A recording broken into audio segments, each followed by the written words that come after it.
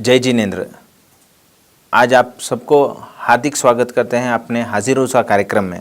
आज हमारे बीच ऐसे व्यक्तित्व हैं जो अपने माइनॉरिटी डेवलपमेंट विशेष करके कर्नाटक के अंदर अग्रणी होकर जो काम कर रहे हैं, श्री मुख्तार जी हुसैन हमारे कार्यक्रम में आए हुए हैं। उनका हम स्वागत करते हैं। नमस्ते सर।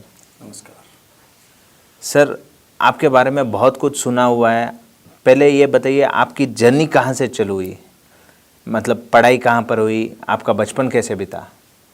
मेरा ऐसा तो मैं बचपन मेरा बेलगाम डिस्ट्रिक्ट सौदत्ती तालुका मुनवली एक करिया है जहाँ पे यल्लम्मा का देवस्थान है सौदत्ती, वहाँ पे बाजू में। सो वहाँ पे मैं पैदा हुआ हूँ और वहाँ से मेरे पिता गवर्नमेंट के जॉब रहने की वजह से रामदुर्गा बोल के बाजू में गांव था, वहीं पे शिफ्ट हुए, वहाँ पे ट्रांसफ़र हुए। तो वहाँ पे मेरे बोलता है ना वो बालवाड़ी तब उस टाइम में बालवाड़ी बोलते थे। बालवाड़ी से मेरा वहीं पे स्टार्ट हुआ एजुकेशन। अप टू पीयूसी तक तो मैं रामदुर्ग में ही किया हूँ वहीं पे। पूरा अपना एजुकेशन कहाँ तक हुआ? पीयूसी के बाद में आगे? मैं मेरा इसके बाद में अप टू पीयूसी वहाँ पे ख़त्म होने के बाद में मैं धारवाड़ आया बाकी का मेरी डिग्री कंप्लीट करने के लिए। सो धारवाड़ आने के बाद में वहाँ पे मैं धारवाड़ में भारतीय कला केंद्र बोल के मेरे वहाँ पे कला केंद्र है। सो वहाँ पे डीएमसी किया, अंजुमन में बाकी की पढ़ाई भी की और उसके बाद में मैं वहाँ से मेरा ताल्लुक़ात जो एजुकेशन का लेवल था वहीं से ख़त्म करके मैं बेलगाम के लिए जब जॉब अपॉर्चुनिटी ढूंढने के लिए चला गया था। पर आपका जो शिक्षण है वो आर्ट की तरफ है, फिर पॉलिटिशियन के तरफ, पॉलिटिक्स? एक क्या है कि एक्चुअली मैं बचपन भी मेरा ऐसा है कि हमारे पिता गवर्नमेंट सर्वेंट रहते हुए वो उनका जितना पेमेंट आता था उतने में घर चलना भी मुश्किल था। उतने में हम 6 लोग थे, 4 बहनें और हम 2 भाई। सो तो उनका उतना एजुकेशन देना है। मेरे से बड़े भाई थे, मेरे से बड़े बहन थे। सो वो चल रहे थे, वो इंजीनियरिंग पढ़ाई कर रहे थे। लेकिन जब हालात ऐसे थे तो बाद में उस टाइम में मुझे तो ये नहीं है कि जब 8th क्लास था मैं, जब 8th क्लास के टाइम पे ही मैं एक आर्ट जो मीरा भाई का आर्ट जो है वो हाथ से निकाला था। जो देखने के बाद में मेरे जब पड़ोसी में रहते थे कुलकर्णी बोल के एक फैमिली जो ब्राह्मण फैमिली थे, वो आर्ट देखने के बाद में बोले नहीं आप आर्ट अच्छा करते हो तो आप क्यों ना डीएमसी करने के बाद में एएमजीडी अगर कर लिए तो आपको उसमें लाइफ है और उसमें आप मास्टर बन सकते हैं, हेड मास्टर बन सकते हैं और गवर्नमेंट जॉब मिलता है। ऐसा सब बहुत से बोलने के बाद में मैं वो जर्नी चुना था। बाद में आफ्टर पीयूसी साइंस एक्चुअली मेरे पिताजी का ये था कि वो इंजीनियर बनना चाहिए बोल के पीयूसी साइंस कर लिया मैं। फिर भी मैं पीयूसी साइंस कर लेने के बाद में भी जो मूल था मुझे इंटरेस्टेड था, वो इंटरेस्टेड वजह से मैं धारवाड़ में आके एजुकेशन कंप्लीट कर लिया। एजुकेशन के बाद में पॉलिटिक्स के रुख बदलने का कारण क्या बना? एक्चुअली जब मेरा एजुकेशन जैसे ही ख़त्म हुआ तो मेरा एजुकेशन स्टार्ट रहते हुए भी मैं एक आर्ट लाइन का मेरा एक एडवर्टाइजमेंट का एजेंसी मेरा मुख्तार आर्ट्स बोल के मैं बना लिया था ऑलरेडी, जब भी मेरा कॉलेज लाइफ में ही बना लिया था। जब उसके तरह से मैं एक्चुअली मेरे इसमें मैं पेपर बांटता था। जब मैं कॉलेज में था, जब धारवाड़ में, तब मैं सुबह उठ के पेपर बांटता था। पेपर बांटना, बाद में आफ्टर पेपर बांटने के बाद में दोपहर में आके मेडिकल स्टोर में एक काम करता था, तो बीच में कॉलेज का टाइमिंग ख़त्म कर लेता था। सो ऐसा वो पीरियड वैसा कर लेके, क्योंकि जब सिर्फ एजुकेशन के लिए मेरे पास 75 रुपीज़ आते थे पर मंथ पिताजी के वजह से, वो गुजारा करने के लिए मुझे पेपर बांटना पड़ता था। पेपर बांटने के वजह से मिलता था और इधर मेडिकल स्टोर में काम करो तो उसका पैसा मिल जाता था। वो दोनों पैसा लेके मेरा गुजारा कर लेता था। तो वो नहीं मरने की वजह से मैं आर्टिस्टिकली लाइन में जब था तो एडवर्टाइजमेंट लाइन चुना, तो वहाँ से वो लाइन करता था। तो जब वहाँ से भी बाद में नहीं चलिए बेलगाम में जब जॉब मिलेगी किधर, तो बोल के बहन के पास आ गया। तो वहाँ पे आए तो जॉब नहीं मिली, लेकिन भगवान के रूप में हमारे जो सुरेश अंगड़ी थे, अभी जो राज्य रेलवे मंत्री सेंट्रल के होके अभी गुजर चुके हैं परसों, वो उनका मैं बहुत आभार व्यक्त करता हूँ। एक भगवान के रूप में वो मुझे मिले वहाँ पे। मिलने के बाद में जब मेरा आर्ट लाइन था और मेरा एडवर्टाइजमेंट एजेंसी रहने की वजह से उनका जो सीमेंट एजेंसी था ऑल ओवर उनका कर्नाटका का एक वासवदत्ता सीमेंट का वो एजेंसी थे, तो वहाँ पे मेरा उनके साथ में जुड़ा हुआ, मैं वो एडवर्टाइजमेंट लाइन लेके करने लगा। तो दोनों का दोस्ती जब 91-92 में जब हमारी उनकी दोस्ती हो गई, तो वहाँ से मेरे उनकी जर्नी स्टार्ट हो गई। तो उनके साथ ही मैं जब काम करते करते जब 96 में जब सुरेश अंगड़ी जी बीजेपी में आना पड़ा, तो उस टाइम में मैं भी बीजेपी में ज्वाइन हुआ। तो वहाँ से हम लोग तकरीबन बेलगाम को कितने भी लीडर्स लोग आने दो, उनका स्वागत करना है, उनके लिए बैनर्स लगाना है, बंटिंग्स लगाना है, वो करते करते मैं भी उसमें फुल टाइम, बाकी वालों का काम किया तो सिर्फ वो इट्स अ बिजनेसली करते थे, लेकिन ये बीजेपी का जो करना है वो हार्टली कर लेते थे। तो वहाँ से अटैचमेंट बहुत से जुड़ने लगे। तो और माइनॉरिटी का एक सेल में मुझे खजांची बोल के भी उन्होंने अपॉइंट किए, तो वो काम करते करते मेरा जर्नी स्टार्ट हो गया वहाँ से। तो बेसिकली आपके पॉलिटिकल गुरु आके सुरेश अंगड़ी हैं। हाँ, वो तो 100% है, उन्होंने ही है। उनके साथ कोई मेमोरेबल मोमेंट जो आपको आज याद आए? नहीं, वो मेमोरेबल मोमेंट नहीं है, उनको मैं भूल नहीं सकता। उनको अगरचा मैं याद करे बगैर मेरा एक निवाला भी उठाना है तो उनको याद करे बगैर नहीं उठा सकता मैं। जैसे आप माइनॉरिटी सेल के खजांची वगैरह बने, आज कर्नाटका डेवलपमेंट के आज चेयरमैन हैं आप, जर्नी कैसी रही और इसके बीच में क्या क्या चैलेंजेस मिले आपको? जब मैं स्टार्ट किया करियर स्टार्ट करे, हम पॉलिटिकल करियर स्टार्ट करें, तो लोग बोलते थे बीजेपी में क्यों जाता है तुम। जब वाजपेयी जी भी बहुत स्विंग में थे, हमारे वाजपेयी जी का ये चलता था और अडवाणी जी का सब चलता था। हम लोग इवन दो रथ यात्रा चल रही थी उस टाइम में भी हम लोग काम कर चुके हैं। लेकिन 92 में जब था तब भी मैं मेरे कॉलेज लाइफ में था मैं, लेकिन फिर भी मैं 1992 में उस टाइम में भी मैं उसमें देख चुका हूँ।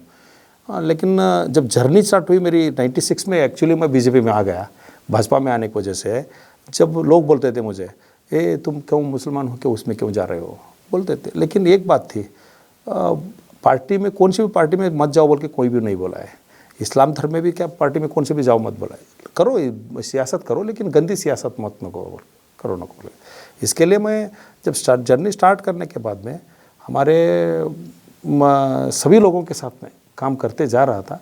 सो मोमेंट भी बहुत अच्छे थे हमारे। तब 2008 के अंदर माननीय शाहनवाज हुसैन जी आए थे, बेलगाम आए तो तब हमारे जो सुरेश अंगड़ी और हमारे जो परमानंद गोदवानी बोल के थे और बाबूलाल राजपुरोहित थे, ये सभी लोग मुझे बोलने वाले, नहीं पठान जी आप अपने घर बुला लेके जाइए, उनको आपके घर को न्योता दीजिए बोलने वाले। तो ये कैसा ये है सौभाग्य है कि हमारी भारतीय जनता पार्टी में एक सामान्य कार्यकर्ता के घर पे एक ऊंचे से स्तर वाला लीडर घर पे आ जाता था। तो वो एक बहुत बड़ा हमको एक गौरव महसूस होता था और मोटिवेशन हो जाता है। यानी कि नेशनल लीडर एक हमारे घर पे आ रहा है, एक विमानयान मंत्री थे वो आ रहे हैं, तो ये सब हो जाता था। ये ऐसे सभी मोमेंट्स आने की वजह से लोग भी जुड़ते चले गए। और 2008 में जब हमारी सरकार आई, भारतीय जनता पक्ष की सरकार आई, येडियुरप्पा जी ने मुख्यमंत्री पद संभाला, तो उस टाइम में जब मैं राज्य कार्यकारिणी का सदस्य था अल्पसंख्यक मोर्चा का, तो मुझे तब उस टाइम में डायरेक्टर बोल के चुनाया गया। यही कर्नाटक अल्पसंख्यक माइनॉरिटी डेवलपमेंट कॉर्पोरेशन जो है, इसके लिए मुझे डायरेक्टर बोल के चुना गया। जब डायरेक्टर बोल के आया तो उस टाइम में भी मैं, हमारी सरकार 2013 तक थी, तो तब उस टाइम में मैं काम किया हूँ, इसी KMDC में ही काम किया हूँ। सो करते करते जब स्टार्ट हुई तो बाद में नेक्स्ट मुझे स्टेट जनरल सेक्रेटरी बोल के माइनॉरिटी मोर्चा के अपॉइंटमेंट करे, तो वो टू टाइप्स में करना पड़ा, उसका वो भी किया हूँ। ऐसा करने के बाद में ये बार का सरकार हमारी आई, तो ऐसा अवसर ऐसा है कि इस बार का भी चलिए हमको KMDC का चेयरमैन बनाए, सो एक अवसर दिया है सरकार ने, हमारे भारतीय जनता पक्ष ने। इस बार आपको स्पेशल चैलेंज मिला होगा कि जैन माइनॉरिटी को डिक्लेयर करके जब भी कुछ नया कास्ट को या नए इनको जो अल्पसंख्यक लोगों को KMDC में लेते हैं, उनको एक्सपेक्टेशन लेवल ज़्यादा होता है, क्योंकि कभी कुछ नहीं मिला होता है, अचानक उनको डिक्लेरेशन मिलता है, कुछ एक्सपेक्टेशन लेवल रहता है। तो उस हिसाब से आप हेल्प और क्या नए चीज़ें कर रहे हैं? ये भगवान का लाख लाख शुक्र है कि हमारी पार्टी के नेताओं का भी हम लोग शुक्र अदा करना चाहिए, क्योंकि जब एक चैलेंजिंग जब चलते रहता है, चैलेंज होता है, तो भगवान का मैं इतना ही ये करना चाहता हूँ कि चैलेंज दे दो, चैलेंज निभाने की शक्ति भी आप दे दो बोल के। उसी तरह हमारे जो लीडर्स भी है हमें सपोर्टिंग है ऑलमोस्ट ऑल। कभी भी अभी मेरे साथ में मेरे डायरेक्टरों में 2 डायरेक्टर ऐसे हैं कि जैन कम्युनिटी से हैं, एक गौतम जैन है और एक सुरेश तंगा है, और 2 ऐसे डायरेक्टर हैं वो मुस्लिम से हैं, एक सद्दाम बोल के एक है और एक है सिराजुद्दीन बोल के है। 2 ऐसे 4 डायरेक्टर्स हैं। सो भगवान का देन है, वो चारों ऐसे चल रहे हैं मुझे कि एक भाई के नाते से एक बड़े भाई को छोटे भाई कैसा खानदान ऐसे खानदान निभा के करना है, उसी तरह वो काम कर रहे हैं। वो जुड़ के हम लोग काम कर रहे हैं, क्योंकि अकेला काम करने से कुछ मेरा नहीं है, मैं कर रहा हूँ नहीं है, सभी भगवान क्या है, एक ग्रुप एक कंबाइंड होके एक कुटुंब बन के काम कर रहे हैं हम लोग, फैमिली बन के कर रहे हैं। सही है। पर इतने साल तक देखिए, जब आपका पिछला टेन्योर था तब जैन्स को माइनॉरिटी के अंदर नहीं था? नहीं था, आपको भी मालूम उस टाइम भी था, माइनॉरिटी को था, लेकिन अवेयरनेस शायद नहीं था। तो आपके पास ऐसा कोई मोडम है जहाँ पर समझ लीजिए जितने भी संगठन हैं, समझ लीजिए जैन हुआ, क्रिश्चियन हुआ या सिख हुआ या जो भी माइनॉरिटी रिलेटेड जो भी कम्युनिटीज़ है, आपके संस्था में आके रजिस्टर कर ले और उनको आपके यहाँ पे कोई भी एप्लीकेशन कॉल फॉर हो तो सबको भी एक नोटिफिकेशन या मेल या लेटर या ऐसा कुछ सुविधा मिल सके? हमारे यहाँ पे जो हम लोग कभी भी जब अभी तब बजट होता है हमारा, बजट होने के बाद में जितना बजट मिलता है उसे अलोकेट करते हैं हम लोग। हमारे यहाँ पे योजना है, आरयू योजना है, गंगा कल्याण योजना है, श्रम शक्ति योजना है, माइक्रो योजना है, एनिमल हस्बेंड्री का योजना है, और बाद में टैक्सी गुड्स योजना है, जो बाद में वृत्ति प्रोत्साहन योजना बोल के है, और मार्जिन मनी लोन योजना है, और बाद में इसके बाद में LPS लैंड परचेज स्कीम योजना है, और डायरेक्ट लोन योजना है, एजुकेशन लोन के लिए बाद में NMDFC के तरफ से योजना है। इस सभी योजनाओं को हम क्या करते हैं कि डिवाइड कर देते हैं, इसके अंदर सभी के अंदर रेशो रख देते हैं। रखने के बाद में हम लोग जब ये आप लोगों तक पहुंचना है, इसके लिए हमारे पास हम जो करते हैं कॉल फॉर्म करते हैं ना, तब उस टाइम पे एक प्रेस मीट भी दे देते हैं, प्रेस मीट दे के पेपर में के अंदर ऐड भी देते हैं। और जैसे आपने बोला कि संघ संस्थाओं को जुड़ाना है, तो इसके अंदर हम लोग क्या कर रहे हैं, इतने दिन तक चलते आ रहा था कि हमारी वक्फ बोर्ड एक हमारा अंग होता है, वो भी एक माइनॉरिटी का एक अंग है वक्फ बोर्ड।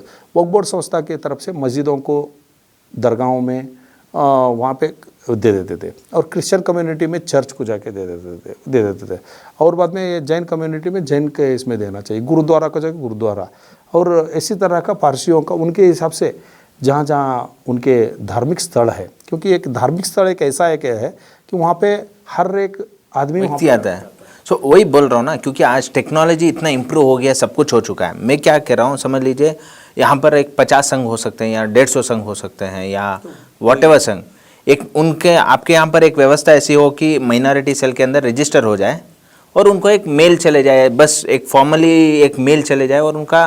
नहीं, मैं वही टॉपिक पे आ रहा था, बोल रहा हूँ कि हम लोग जब पिछला था इतना सभी सिस्टमेटिक है, जब इस बार का जो हम लोग ने लिया है, हाँ, वो स्टेप हमने ऐसा किया है कि संघ संस्थाओं का नाम और सभी ऐड कर लो आप बोल के बोला है हमने। हाँ। अभी एक सॉफ्टवेयर हम लोग ऐसा तैयार कर रहे हैं, वो सॉफ्टवेयर के अंदर हम लोग ऑलरेडी हमारा जो इसका रहता है कौन सा अभी एप्लीकेशन डालने के लिए जब रहता है वो सभी ऐड कर लेने का, साथ ही साथ में एक ऐसा एक हमारे पास रिकॉर्ड मेंटेन करो कि सभी संघ संस्थाओं का हर एक वाला जो माइनॉरिटी में मुस्लिम समुदाय के भी कितने संघ संस्था है उनका भी ऐड कर लो, और जो मेजर जो हमारे बाकी के जैन कम्युनिटी हो, क्रिश्चियन कम्युनिटी हो, सिख कम्युनिटी हो, उनका भी कर लो।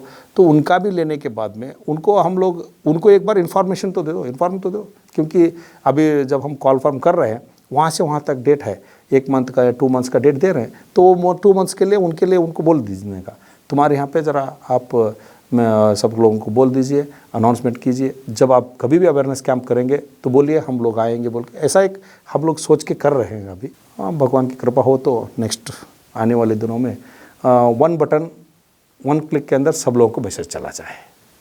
No doubt sir. अभी जो नया स्कीम आपने जैन समुदाय के लिए किया था, विहार धाम गुरु भगवंतों के लिए, जो बहुत ही लागनीय शागनीय है। बहुत सारे गुरुदेव वगैरह सब आपके बारे में बोल रहे थे कि आप 15 किलोमीटर में जब गुरु लोग विहार करके जाते हैं, स्पेशली जैन गुरुदेव, वो लोग गाड़ी वगैरह यूज़ नहीं करते हैं, उसके लिए आपने बहुत अच्छी योजना लेके आए हैं। वो कैसे अप्लाई करना है, कैसे क्या होगा? बेलगाम से बेंगलुरु तक आने के लिए 500 किलोमीटर का फासला है। यहाँ से जब बीदर चले जाते हैं तो तकरीबन 680 तक फासला है। मंगलूर चले जाएंगे तो यहाँ पे 480 तक ये फासला है। तो और बाद में उधर से उधर, ऐसा सभी तरफ से देखा तो ज़्यादा से ज़्यादा बेलगाम डिस्ट्रिक्ट से इधर बेंगलोर तरफ इधर थोड़ा सा जैन लोगों का इधर ये है, आवक जावक है, और इधर रायचूर इधर भी है।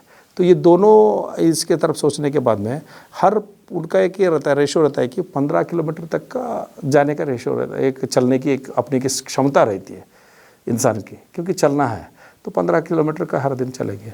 तो 15 किलोमीटर तक का जाने के बाद में एक कुछ तो एक विहार धाम रहना चाहिए, या नहीं तो वहाँ पे एक मंदिर का जैन बस्ती हो, वो तो कुछ तो रहना चाहिए। तो वो कहाँ कहाँ है नहीं है वो देखने बोलने के बाद में वो बोले नहीं, उनके जब जैन लोगों के लिए उनकी संगठनाएँ भी हैं बहुत से। जब मंत्री जी के कहना था, हमारा भी ये है कि सरकार की तरफ से लैंड आपकी हो तो लैंड का आप डॉक्यूमेंटेशन दो, आप एक एप्लीकेशन दो कि हमें यहाँ पे एक विहार धाम ऐसा सा होना चाहिए, उसके लिए समुदाय भवन हो या विहार धाम हो, वो करने के लिए एक आप एक कुटीर बनाना है वहाँ पे, तो उसके लिए ले दो, पैसा दे दो बोल के एक मांग दिए। तो बाद में हम लोग 100% उसे अप्रूव करवा के वहाँ तक उनको पहुँचाने की कोशिश करेंगे, क्योंकि येडियुरप्पा का एक उनजी का एक सपना है। इसके अंदर सबका साथ सबका विकास के हिसाब से कौन सा भी कम्युनिटी छूटना नहीं चाहिए। अभी ऐसा हो रहा था कि हर एक कम्युनिटी को हेल्प कर रहे हैं, चल रहा है। ये कम्युनिटी भी ऐसी है कि सभी को देने की कम्युनिटी बोल के रहता है। सबका दिमाग ऐसा है कि जैन कम्युनिटी अमीर कम्युनिटी है, लेकिन आपका पैसा ही है, आपका टैक्स का पैसा ही है, हम लोग वही दे रहे हैं सामने। जैसे ब्राह्मण बोर्ड है, जैसे आपने बताया क्रिश्चियन बोर्ड है, मुस्लिम बोर्ड है, वैसे जैन बोर्ड वगैरह कुछ है अवेलेबिलिटी या कैसे? देखिए, जैन बोर्ड बोल के नहीं है अभी।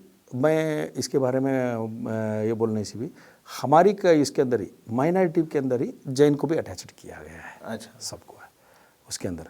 क्रिश्चियन को एक क्रिश्चियन बोर्ड बना के दिया है। हाँ। क्योंकि कम्युनिटी वाइज जास्त रहने की वजह से और उनको कुछ हेल्प करवाने की वजह से उनके लिए एक बोर्ड बनाया गया है। और बाद में बाकी सिख और फारसी के साथ में जैन को भी लेके इसमें किया है। जैसे आप थोड़ी देर पहले बताया, आप सब संघ संगठन को आप एकत्रित कर लेते हैं, तो संघ वाले के पास आपके एप्लीकेशन फॉर्म चले जाते हैं कोरियर वे में या ऑनलाइन वे में, तो वहाँ से अप्लाई होके संघ के तरफ से एक आदमी आके अप्लाई कर देगा और उसके बैंक अकाउंट में डायरेक्टली चला जाएगा जो भी जाना है। ये है क्या है कि संघ का देना करेक्ट है, संघ ट्रांसपेरेंसी में करेक्ट है या नहीं वो देखना बहुत बड़ा इंपॉर्टेंट है। क्योंकि संघ हर एक संघ बहुत से लोग रजिस्ट्रेशन करते हैं, लेकिन हमारा गवर्नमेंट का ऐसा रहती है कि संघ सिर्फ अवेयरनेस करे, लोगों को बोले कि ये है, ये फलाना ये एप्लीकेशंस चालू है, आप सरकार के एप्लीकेशंस डालिए बोल के बोलना। हाँ, वही बोल रहा हूँ ना, वो काम करवाए। एग्जाम्पल, आपने अपने एप्लीकेशन 10 जगह पे रखवा दिए या 10 संघ को आपने कोई भी XYZ स्कीम आया जो बता दिया है, वो संघ वाले जो भी XYZ जो उसका बेनिफिट लेना चाहता है उसके हाथ में वो एप्लीकेशन फॉर्म ले लिया, वो आके आपके ऑफिस में या डायरेक्ट ऑनलाइन? यहाँ पे मैनुअली नहीं है, मैनुअली टोटली नहीं है। अच्छा। टोटली ऑनलाइन है। अच्छा, टोटली ऑनलाइन है। जब आपकी संघ से कोई भी एक आपके संघ वाले कोई भी आके नहीं मैं हेल्प करना चाहता हूँ समुदाय को, तो बोले तो आप एक कंप्यूटर रख के ऑनलाइन में उनका फॉर्म फिलअप करा सकते हैं। हाँ, फिलअप करा सकते हैं, लेकिन सिलेक्शन अथॉरिटी शुड बी इनके MDC ओनली। हाँ, वही। और वहाँ से उनको डायरेक्टली उनके अकाउंट पे नेफ्ट होगा, उनको डायरेक्टली चला जाए। जो ऑफिशियल वर्क है उसमें कोई भी संघ इंटरफियर नहीं होगा। अब एग्जांपल मैं बताता हूँ कि मुझे आधार कार्ड अप्लाई करना है, मैं बैंगलोर 1 में जाऊँ, ऑनलाइन में जाऊँ या कोई और मोडियम से जाऊँ, एप्लीकेशन बैंगलोर 1 तक जाता है या आधार कार्ड के पास जाएगा? Aadhaar card will allocated as per their norms. अभी चल रहा है, वैसा ही चल रहा है। अभी लोग क्या कर रहे हैं, संघ संस्था वाले भी थोड़े बहुत रहते हैं, वो सुविधा देना चाहते रहते हैं, वो आके बैठ लेके आप खुद अपने कंप्यूटर में बैठ लेके ऑनलाइन केस में वहाँ से डालते हैं, एप्लीकेशन डालते हैं, फाइल करते हैं, तो आ रहे हैं। अभी मैं ज़्यादा से ज़्यादा बोलना चाहता हूँ कि सब लोग भी इसके अंदर जुड़े, क्योंकि इट्स समाज सेवा का काम है। इसे भारत को हम लोग विश्व में अग्रगण्य स्थान पर लेके जाना है, तो यहाँ पे गरीबी हटाना है और हर एक को हम लोग हर एक तक जाके पहुँचना है। इसके लिए सबका साथ होना ज़रूरी है। अब आओ सब लोग भी आगे बढ़ो कि एप्लीकेशन ऑनलाइन में डालने के लिए बोलो उनको भी, आप भी बोलो, जिनको नहीं समझता है वो आपके इसमें आपके जो कंप्यूटर में है आप इसमें सिस्टम्स में अपलोड करके उनको करवा दीजिए, हेल्प करवा दीजिए, वो बहुत अच्छा है, वो काम करेंगे। आपका रैपिड फायर क्वेश्चन के अंदर आपका ऐसा कोई एक मोमेंट जो आप अचीव करना चाहते हैं?